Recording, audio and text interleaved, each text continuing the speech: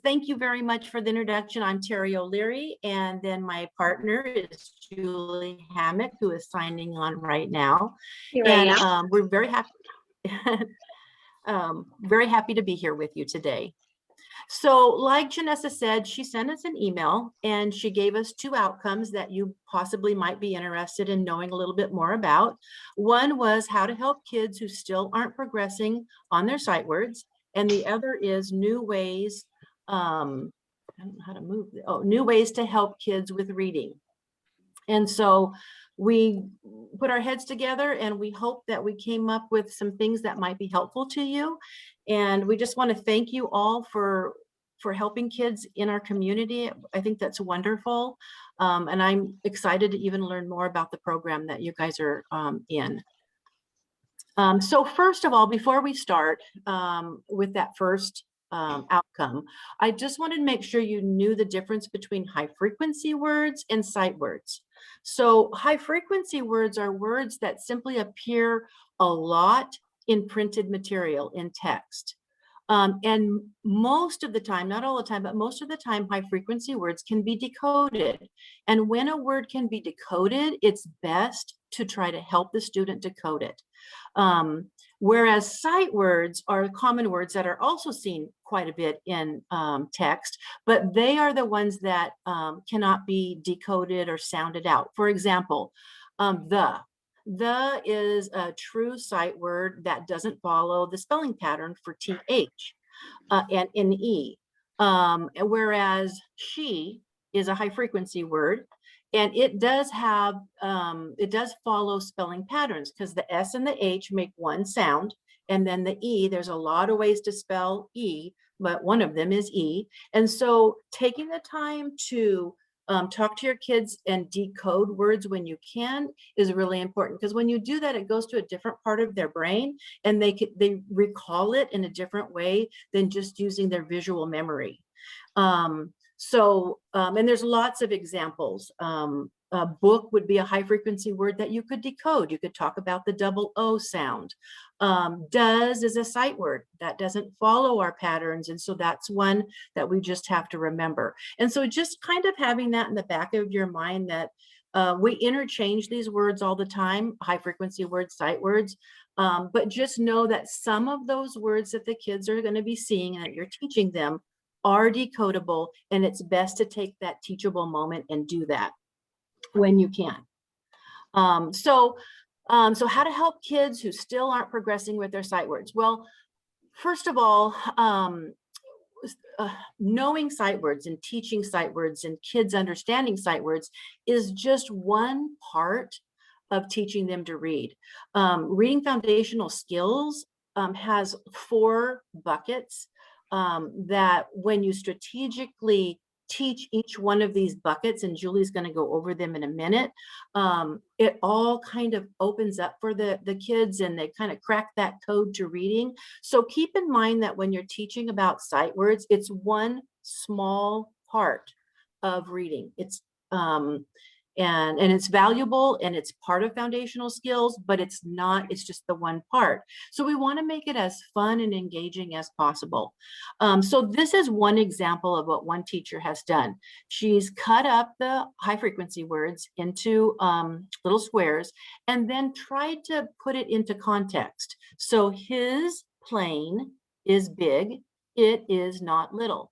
We know from research that when kids can connect a word to meaning, that they understand it and learn it in a different way than just their visual memory. Like when you're giving kids a list of words and you're saying, okay, I want you to say this word, this word, this word. That's all about visual memory, and not all kids are strong in that area. Some of them struggle there. So if you have somebody who seems like they're struggling, you might want to try to put the words into context so that they can make meaning a different way. And so that's just one suggestion. Another is, this is just a fun activity to do with sight words. You can see right here on the bottom right, where the teacher has written in the sight words that she wants her kids to learn. So what she does is she calls out a word. Okay, I want you to find can, and they take a little car and they drive up and they drive into the stall where it says can. Again, it's not, it's not anything, it's not brain surgery or anything, but it's just trying to help the kids have fun at remembering these words, especially those ones that don't have that strong visual memory. Um, and so later on, towards the end of when Julie and I are presenting, I will go ahead and put a template in for you in the chat if I can figure out how to do it, which if it's the same as Teams, I should be able to figure it out. And if not, what I'll do, all the resources that we have in this PowerPoint, we're going to send to Janessa.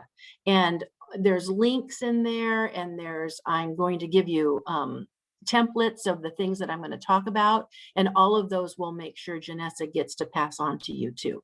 So we just wanted you to know all that we're going to talk about, we're going to give you too. So this is just one fun way to teach it. Other fun activities. This one over here to the right is called a Fleiss water game. And you can do this with math facts, or you can do it with high frequency words. And you simply write them down on Post-its, put them out on a desk, and you call out a word and the student tries to slap it really fast. And this particular game works really well if you're working with more than one student. I'm not sure if you do or not. It will work with one, too, but it works best with 2 or 3. So they all have a Fleiss water. And so it's more of a little bit of a competition, but still a fun game. So that when you call out the word, whoever can slap that word the first, recognize it and slap it. So that's a fun activity. Another one is called Roll and Read, and where you just have dice and you roll the dice, and if it comes up 3, then you read those words there. And I have a template for that too, that you can write in the words that you want in the columns. Another word is sight word tic-tac-toe. That's always fun for kids. You call out the word, and then again, 2 people are playing, and then they put their little Post-it over it, and it's just a fun way for that visualization of the word. And then the last way is just getting a cupcake pan and putting in the little liners, writing the words on there. And then as you call out, okay, show me where down is, you drop a little bean or a penny or a little M&M, anything like that. And you can still do this virtually. And then maybe at the end of the week say, hey, have your parents come by and pick up this little baggie full of treats. Remember when we played that fun game?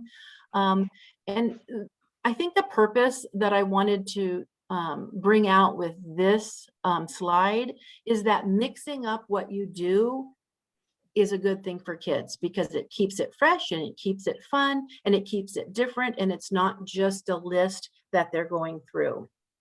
So that's that. Now, the 2 things on here that I want to, I'm going to start over here. This reveal the sight word. This is really fun for kids. They absolutely love it. And I have some templates for you too of this. And so it's write the beginning sound of each picture to reveal the mystery word, which is going to be one of your sight words. So here's a mouse, umbrella, a cup, a hat, and the word is much, which is one of the sight words, I believe, for 1st grade. And so it's kind of, we know that some learners are auditory learners, some are visual, some kinesthetic, they need to do something. And this is a really good one for that child that needs to do something. They don't learn best by sitting there and listening, or they don't learn best by just looking. They need to do something. So it's also really good for, they have to know what mouse, begins with, in order to, that it begins with an M. They have to know what umbrella begins with. So depending on your student and what grade you're working with, this might be an activity that would be good for that student who needs to use his hands.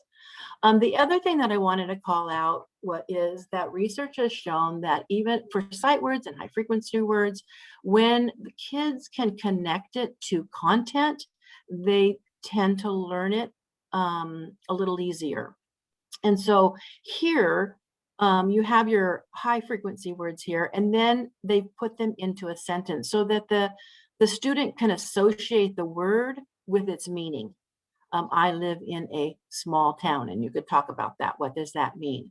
And so these are kind of fun to do. But the best, the best practice is going over your sight words and then applying it to some kind of a reader.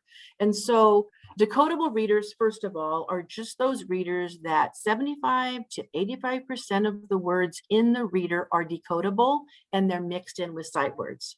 So they're really, really good for kids in K2, even K3, to be reading when they are working on decoding words and they're working on sight words. So we tried to find, we didn't know what you had available, to use, but these are both free. We found them online. I say free, you can download them for free, but then you'd have to print them out. And of course that always costs somebody to print. But it's a good practice to connect sight words to content. And this is one way that you can do that. And then another fun way to learning sight words is just through song. Kids love song, or through movement, through dance. And so what we've done is we've put a couple links for each grade level for those high frequency words. And you'll notice that Jack Hartman here, he's in every row. If you haven't heard of him, he's absolutely fabulous. The kids love him. He doesn't just do sight word songs, but he does all kinds of phonics and phonemic awareness type of songs. And so he'd be a good one to look up and do. And so when you have this PowerPoint, all you need to do is click on the link and it would take you right to that grade level song. And we wanted to leave that. And so with that, your second outcome, Julie Hammack is going to talk about it. Julie taught first grade for lots and lots of years, and she's really talented with those K2 teachers. So Julie, can you? Yep, I'm ready. Can you all hear me? Hopefully. I can hear you, yes. Perfect. All right. Well, first, I just want to say, in case nobody said to you, I am so excited, and I want to just thank you so much for the work that you're doing to help the kids in our community break the code to reading. As far as I'm concerned, there is no greater task that you could help a student achieve. I mean, because it really, reading can change the whole trajectory of a student's life. And they can't approach math without being able to read, or science or history. It really is the linchpin to just life, I think. And so we want reading to be really fun. And sometimes for our struggling readers, it's just not fun because it feels like a lot of drill and kill. And so we wanted to share fun, kind of engaging strategies with you. And the second outcome is new ways to help kids with reading. And while we know that you're not the reading teacher or the classroom teacher, you still play a pivotal role because you can reinforce and help students with those foundational skills practices. So I'm going to talk to you, because I never like to assume, I'm going to talk to you today about what are the foundational skills, because I want to make sure that we're all have the same vocabulary, the same language. And so we're going to talk about what they are and why they're important. Just give a little background. And so, Janessa, I'm trying to click the next slide and it's not clicking. Can you help me with that? Why would that be? That seems strange. Are you on, Andrew, check your thoughts? Are you on like? She's on another window. Yeah, do you have it open in multiple windows? I don't believe so. Oh, wait, hey, there it goes. Sorry. Oh, there we go. Thank you. Yeah, thank you. And thanks for being flexible. Yeah, we call that tech flexible. So thank you in advance for being tech flexible. We've all had to learn that this year. All right, so the 4 specific targets of reading foundational skills are print concepts, phonological awareness, phonics and word recognition, and fluency. So print concepts, that's just basically what do readers look like, or what does reading look like, right? So the front cover of a book, the back cover of a book, it's knowing that we read from the left to the right, and we start at the top of the page and move down to the bottom. When we get to the end of a line, we return sweep. Those are things that have to be taught to boys and girls. And this skill primarily lives in kindergarten. So this is where it's heavily taught. And it's rare that a first, second, or third grader would not have these print concepts, but it does happen. So that's just something to be mindful of when you get new students, especially students that might come from another country or read a different language. They're not all, they don't all follow the ways that we do things in English. The second, and probably what I say is the most critical and probably the most neglected, maybe is the best word, is phonological awareness. And that's kind of a big umbrella for everything we do with sounds. So phonological awareness, a phoneme is a sound. It's the smallest structure of our language. And what we want to do with kids is we want to make sure they have a good connection between the sounds that they hear and being able to reproduce those sounds. So phonemic awareness is all about auditory learning and skills with your ears, training your ears to hear sounds. And this area is really lacking for a lot of our students. So it could be simple as rhyming games. It can be substituting the beginning sound. So if I have cat and I take off the k and I put a what's my new word? Mat. We want kids to be really fluid, being able to interchange sounds that they hear. Imagine trying to learn another language. Let's say Chinese, since it's a tonal language. Let's say we're trying to learn Chinese and you can't even distinguish the difference between the sounds that make up one word and another. That would be really difficult to master the language. And that's true for our boys and girls. They have to be able to identify the sound and hear the distinguishing features of each of those sounds so that they can unlock the code to reading. And that's really critical. And that's actually probably the #1 spot to, it only takes a few minutes, like 2-3 minutes a day, but it's super important. So I hope that you will engage in some fun ways to play with language, rhyming and changing out letters, beginning sounds and ending sounds. And there's a lot of fun things. I'm going to show you a sample of that a little bit later. And then we have phonics and word recognition, right? So this is what we think, most people think about this as reading right here, because it is. So you're taking those sounds that you've practiced and you're attaching it to an abstract symbol, which is the letter shape. And so that learning how to bridge that connection between the sound that you heard and the letter you see with your eyes, that can be very tricky for some boys and girls. And so you often see alphabet cards with pictures as a symbol, as a reminder, just kind of a mnemonic device to help them with their remembering the sound. But that is really important for decoding, which is sounding out the word one sound at a time and then blending it together. But it's also important for encoding, which is writing, because we do it in reverse to write. So if I see the letter C-A-T, I have to sound it out. That's decoding k-at.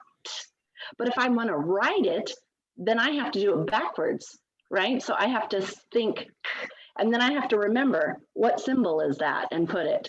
So it is a very complex skill for our littles to master. And so the more we say touches, but the more practice and the more opportunities they have to try those things in different ways, the better that learning will stick. And then last is fluency. That could be as much as being able to point to letters quickly and have them identify them fast. But it really comes down to accuracy and pacing so that when you read, you sound like you're talking, not like a robot. You're not too fast, you're not too slow, you're looking at punctuation, so you know how to have the right phrasing and expression, all the things that fluent readers do. And so these are the 4 specific targets that encompass breaking the code for reading for our kids. And each one of these plays an important role. All right, so I told you that I was going to give you an example of ways that you can do some phonemic awareness, because literally it's that quick, like maximum 2 or 3 minutes. So Fresno Unified has had a partnership this entire year with Valley PBS, and it has been so much fun. On Channel 18, we are recording lessons with the idea of helping to encourage and foster those reading foundational skills.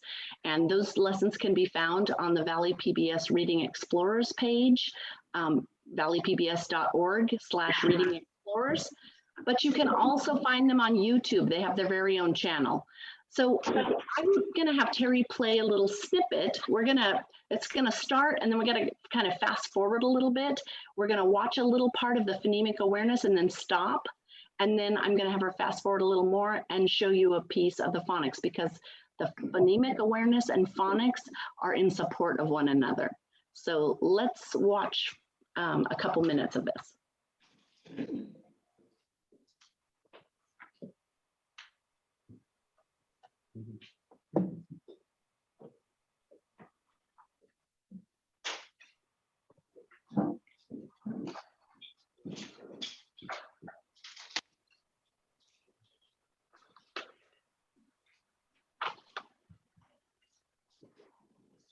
Is it showing on, it's not showing on our end yet. Did you click it?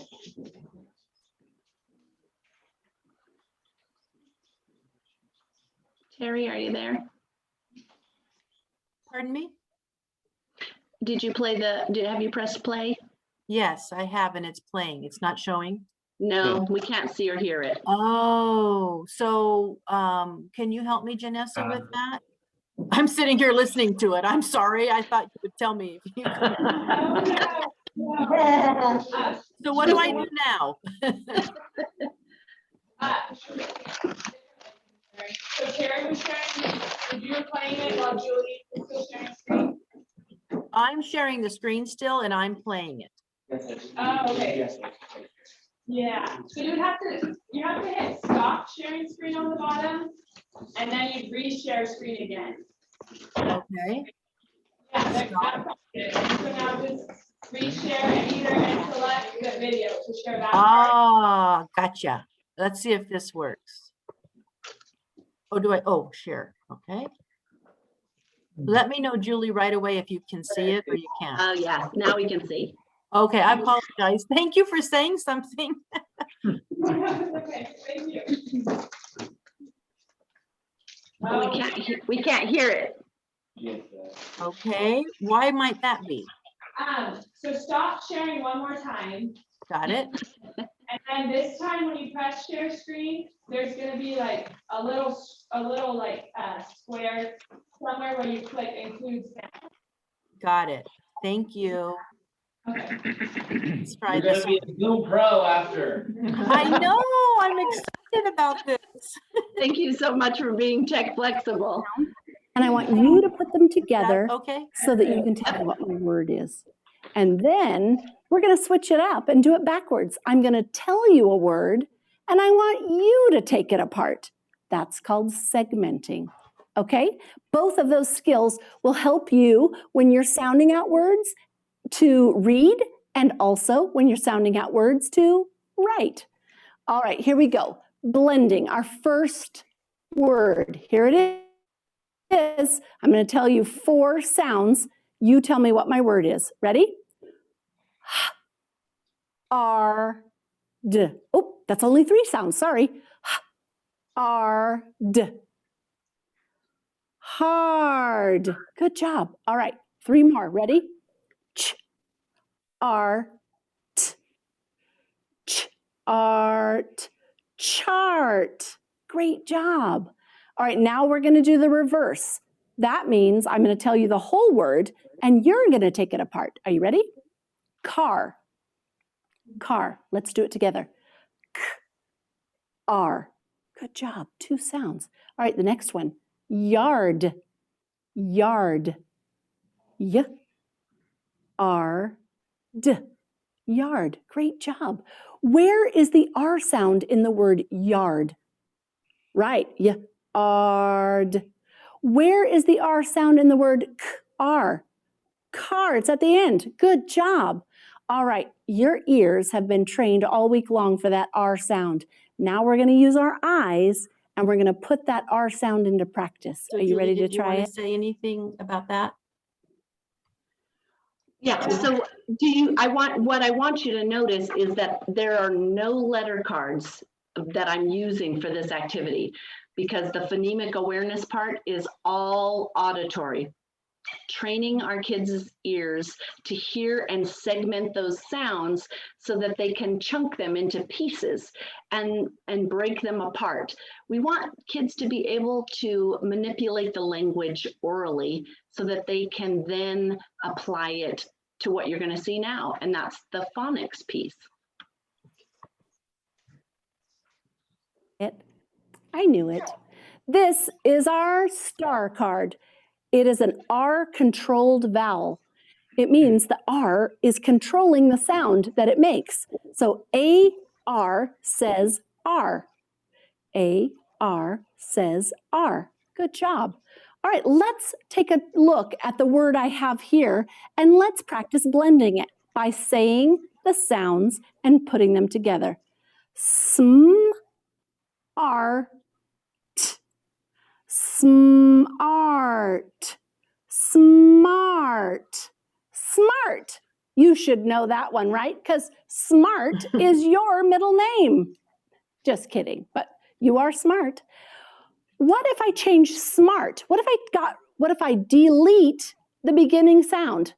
If I delete the beginning sound, that means I'm going to get rid of it. Now smart becomes mart. Great job. What if I want to change mart to cart? That's right. The M goes away. And next I have a C. Cart. Cart. Good. What if I want to change this to chart? Chart. Right. All I need is that digraph in the front. Art. Chart. Anything on this, Great. Julie? So I would just like to point out, do you see how they work together in tandem, that training the ears for that R sound and then putting it into practice? And the idea here is that students need to see those sound spelling patterns, because if they know one word that has that R sound in it and that spelling pattern, then they can read many more words with that same spelling pattern. That's one of the reasons that we like to teach with the sound spelling patterns, because it helps students to be able to categorize words and things that they see and be able to read more words with that same sound spelling. Right. So And now, oh, sorry, go ahead. I was just going to say, if Janessa, you're interested, or your volunteers are interested, we can send you all of these little letters, if you want to start using them, or we're happy to do that. We're happy to share that with you. Absolutely. Do you mean like the little, like the star card, those kinds of things? Is that what you mean? We don't have the star cards for you because that's part of our adopted curriculum, but the word building cards, all the letters you see there, the red vowels and the sound spelling patterns, we have those and we'd be happy to share those. Yeah, that would be great. Yeah. This is Okay. excellent. Thank you. And then we're just going to take it to that last piece of using the spelling pattern in these words into reading. And so let's see, let me get that. That would be, oh, there it is already. Oh. Charm, scarves. Do you remember who charm is? That's right. He's that naughty little kitten that's at the yarn shop with Carly. Carly's making scarves and selling them in her shop, remember? And the problem that we found in the story was that Charm likes to tangle up all the yarn and get them mixed together. So let's see what happens in our story today. Go ahead, Julie, and talk to this just briefly, because I don't want to run out of time for the other stuff. Right. So when we're working on building those words on the pocket chart and changing them with the beginning, changing the beginning sounds and the ending sounds, those are in isolation. So when you hear that practice in isolation, that's to draw attention to the sound spelling pattern, that's to introduce it and to get practice with it. But we want to always take that skill that we're working on and apply it in context. So this is a decodable passage that I just wrote out on a chart from a decodable reader book, and I wrote it out. And then after we've read this story, we've gone back and identified where the words are that have that AR spelling pattern. Because again, we want our kids to make that connection that the skills they're practicing in isolation, they're practicing those so that when they get to a story, they can apply what they've learned in that sound spelling pattern and learn how to apply it in a story and make sense of what they're reading. Because that's the whole purpose of reading, right? Is to be able to read the text and understand what the message is that the author is telling you. And look at all of the sight words in this decodable. Has, of, and, in, each, she, so with. So again, you know, drawing attention to what the sight words are, decoding them if you can, and then taking them to in context just helps them to remember those sight words a little bit easier. That's what I was talking about earlier. Absolutely. And the more often that they have exposure to those words and to those sound spellings, the better the likelihood is that they will stick. And we know for our struggling readers, they need to see it many more times than the kids that kind of pick it up quickly. Everyone has different gifts, and so some are gifted in math and sciences and arts and all kinds of things, and the kids that are not necessarily gifted in language or that are learning another language, it's going to take them a few extra touches, and so we want to make sure that we're offering that to them often. Go ahead, Julie. So this is another idea that we, I just think, oh my gosh, I just love this. It's called drive-through blending. Blending is one of the most, probably more difficult skills for kids, especially from kinder to first, and even in the upper grades as they're starting to learn prefixes and suffixes and some of those other word parts. But if we can get them blending words where they can hear that it's blending sounds so that they can hear that it's a word, then they start to see, oh, okay, I get it.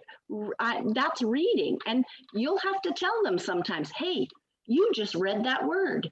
And there's nothing better than watching a little person's face when you tell them, you just read that whole sentence. And they're like, what? I read? Because they're not, we take for granted as fluent readers, we forget, you know, how magical it really is to learn how to take those written symbols and turn it into something that we understand. And it's pretty amazing. So drive-through blending is a fun strategy. You could use it on decodable words. You could use it even for sight words as long as they were the decodable words, what we call high frequency words, words that can follow a spelling pattern. And so we want to show you just a little snippet. Are we going to show the whole thing? Just a little snippet maybe. But now remind me again, do I click this now and then hit? I think you have to unshare first and then click it and reshare. Okay. Correct. Oh. Okay, sound on. Okay, good. That's the sound of learning. Right. This is actually a lot easier than Teams. Drive-through Can you hear it, Julie? landing. We're going to make words, but we're going to drive the sounds through to make the words. Gary, Can I you hear only it? see the PowerPoint. Now we're going to drive very What? Try it one more time. We don't see it. We're Okay. still seeing the PowerPoint. All Yeah, right. so when you click to share, just make sure you're either clicking share your whole screen, so then we'll see when you switch between things, or just click the screen with the video. Got it. Is There that we good go. now? Yep, now we got it. slow at the beginning, and then we're going to pick up the speed. Let's do the sound. So let's drive that through. A little faster. Very good. Now let's go a little bit more difficult. 2 letters, 1 sound. Okay, what is this?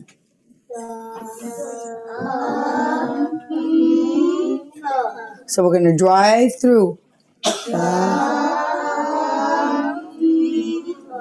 But nobody really talks like that. We don't say the.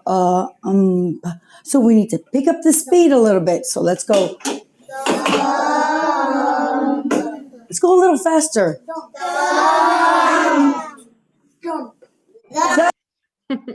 So I don't want to show the whole video, but one of the things that I wanted to point out is that she models, the teacher models, and then she takes it to where the kids are doing it. So I'll play a little bit of that.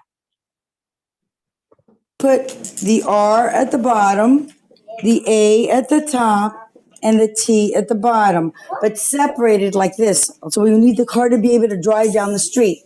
The consonants at the bottom, the vowels at the top.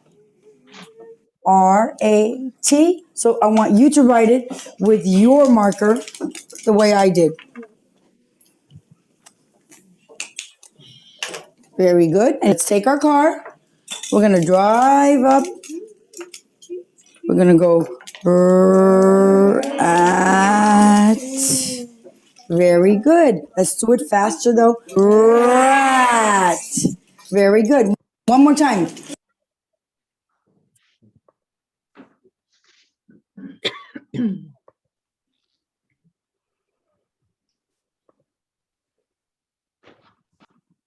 Okay. And so just so you know, when you get this PowerPoint, directions for that activity and description of it in detail is right here. You just click on it and then you'd be able to download that. And you, if you would like, you can watch the whole video. It's about 4 minutes. Yeah. It's really, really cute. This is just another example of ways that you can make learning those spelling patterns stick.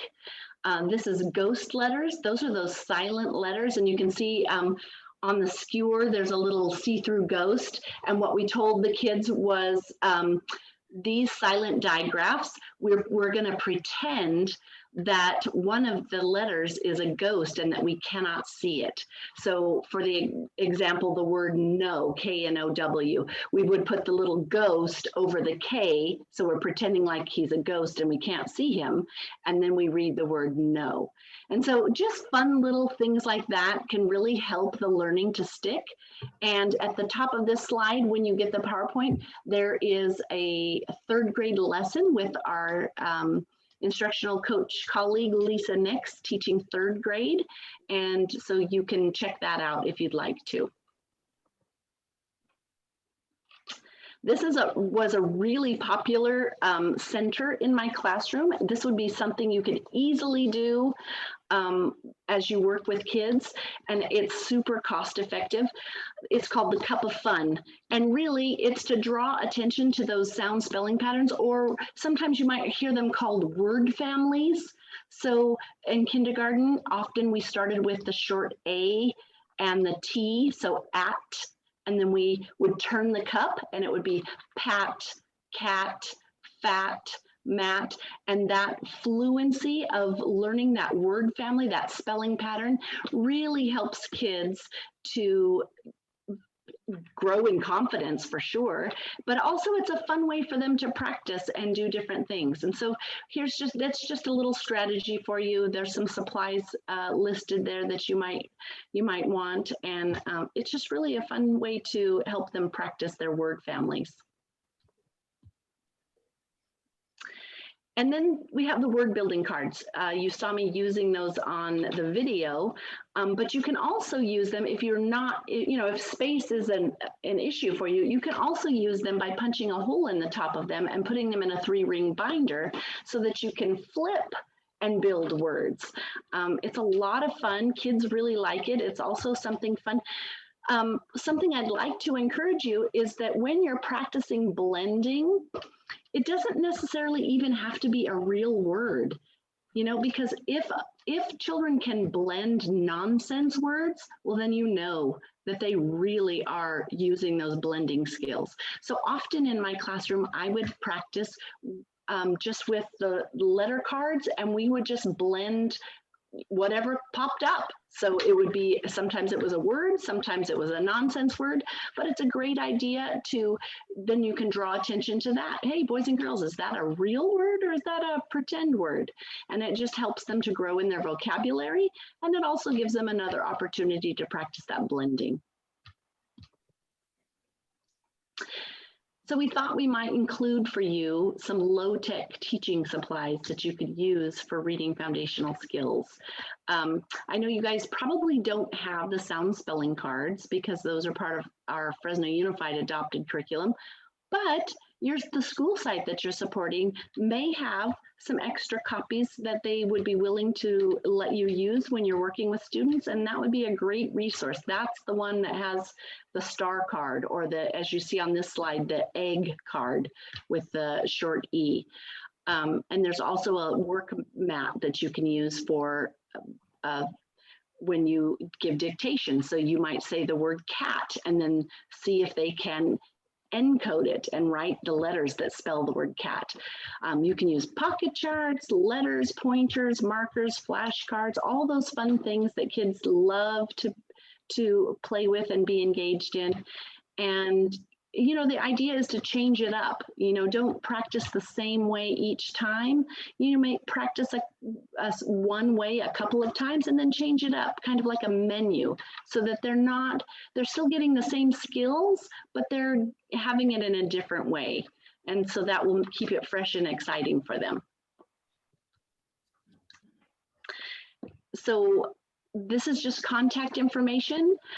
Terry and I work in Fresno Unified in the Curriculum and Instruction and Professional Learning Department. We are instructional coaches for the K6 ELA, and Janie Cifuentes de la Cerda is our manager. She is the K6 ELA manager, and that is her email and contact. And then there's Terry and I, and we would be happy to answer any questions for you or shoot ideas to you. We just want to make sure that you had a contact for us. And we are so excited to know that you are helping our kids to crack the code of reading. And I just want to applaud you, and I'm going to give you a round of applause because what you're doing is such important work. It's really, really exciting. And I always loved having as many grown-ups assisting and helping my kids. We want to make positive connections for our kids, as many adult positive connections that they can make. That's what's going to hook them into school and make them want to come back and know that they're loved and cared for. So thank you so much for having us here today and for doing the work that you're doing. Thank you so much. And